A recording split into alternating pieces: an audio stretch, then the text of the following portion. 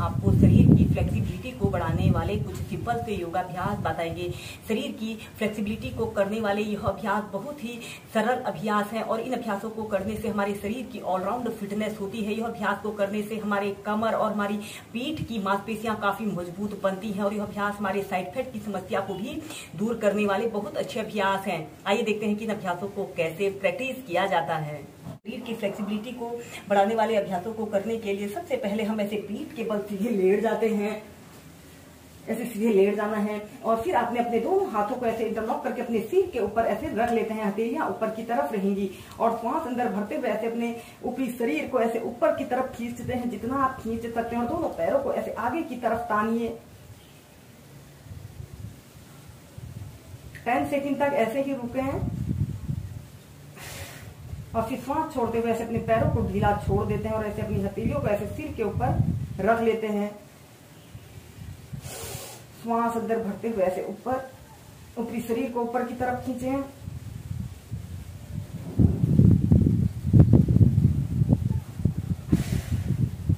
श्वास छोड़ते हुए नीचे। ऐसे ही कम से कम 8 से 10 बार अपने संपूर्ण शरीर को स्ट्रेच करें। आज हम करेंगे हस्तपाद अंगुष्ठ आसन। ऐसे आपने दाहिनी करवट ऐसे सीधे लेट जाते हैं। ऐसे एक हाथ को ऐसे अपने जमीन के पास ऐसे रख लेते हैं और श्वास अंदर भरते हुए ऐसे अपने लेफ्ट पैर को ऐसे ऊपर को उठाएं या फिर अपने हाथ की 2 उंगलियों से ऐसे अपने पैर के अंगूठे को पकड़ लें और ऐसे अपने पैर को बिल्कुल सीधा करें और सीधे देखते हैं। यह अभ्यास महिलाओं के लिए विशेष रूप से लाभकारी अभ्यास है। इस अभ्यास को करने से हमारे कमर के आसपास जमा फैट दूर होता है। 30 सेकंड तक ऐसे ही रुकते हैं। जिन लोगों के हिप्स में, थाई में फैट बढ़ने की शिकायत है उन लोगों ने इस अभ्यास को जरूर करना चाहिए। और फिर सीधे ऐसे ही अपने पैर को कम से कम 4 से 5 बार अप डाउन करें। श्वास अंदर भरते हुए ऐसे अपने पैर को ऊपर को उठाएं और ऐसे सीधे देखते हैं। ऐसे जितने आप समीप ला सकते हैं।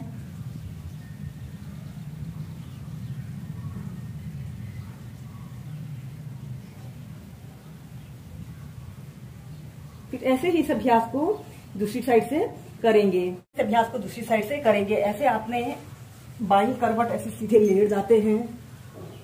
राइट पैर को ऐसे श्वास अंदर भरते हुए ऐसे ऊपर को उठाते हैं और अपने हाथ की 2 उंगलियों से ऐसे अपने पैर के अंगूठे को पकड़ लें और ऐसे सीधे देखते हैं।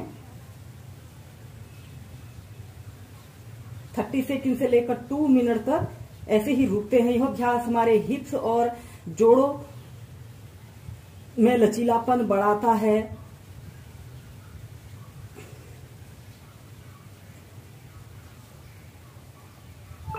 फिर नीचे श्वास अंदर भरते हुए ऐसे अपने पैर को ऊपर को करें।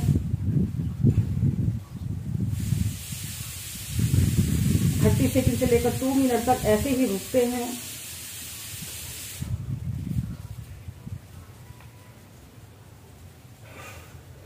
फिर नीचे ऐसे ही कम से कम इसे आप 4 से 5 बार अप डाउन करते हुए कीजिए। हम करेंगे स्लीपिंग विष्णु आसना। सबसे पहले आपने ऐसे सीधे लेट जाना है।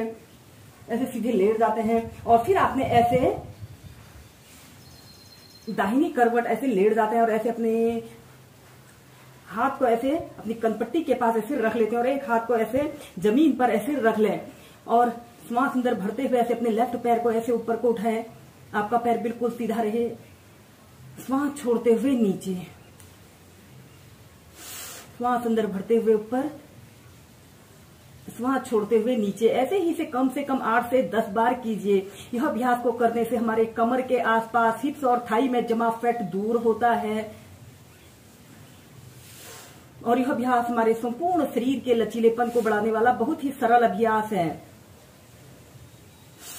श्वास अंदर भरते हुए ऊपर, श्वास छोड़ते हुए नीचे।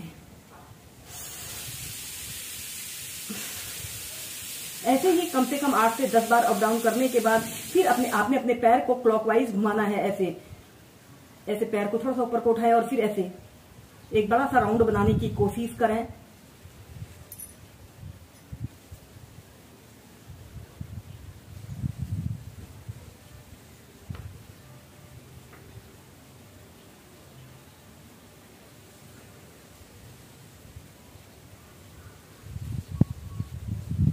ऐसे कम से कम 5 से 10 बार अप डाउन, ऐसे बड़ा सा राउंड बनाने के बाद फिर एंटी क्लॉकवाइज। जिन लोगों को अक्सर हिप्स में दर्द, कूल्हों में दर्द की शिकायत रहती है, उन लोगों के लिए बहुत अच्छा अभ्यास है।